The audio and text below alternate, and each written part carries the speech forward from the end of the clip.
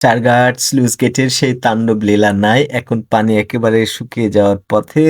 অনেক পানি ছিল, এমন ঢেউ ছিল আমি কয়েকটা ভিডিও দিয়েছি। কেউ দেখে থাকতে পারবেন।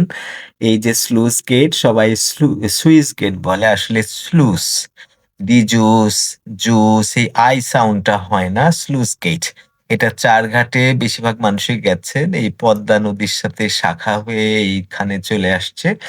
একপাশে সেই নদীর পানি আসে, আরেকপাশে যাতে প্লাবিত না হয় সেজন্য এই স্লুইস গেটটা অনেক বছর আগে এটা তৈরি করা। তখন আমার বয়স হয়তো ৫ বছর, ৬ বছর। অনেক বছর আগের কথা। সেই ৪৫ বছর পার হয়ে গেছে।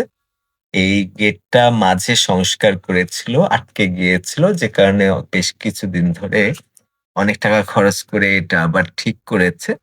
তো একেবারে নামানো আছে। পানি বাম পাশে যেটা সেটা হলো পদ্মা নদীর সাথে। আর ডান পাশে এটা চলে গেছে নন্দনগাছি বিভিন্ন জায়গায় চলে গেছে। তো চারঘাটে গেলে এই জায়গায় একটু চা কফি খাওয়া হয়। খুব ভালো লাগে। মজার জায়গা। হাফিজ আমার সাথে ছিল। সন্ধ্যার একটু আগ দিয়ে এই ভিডিওটা করা।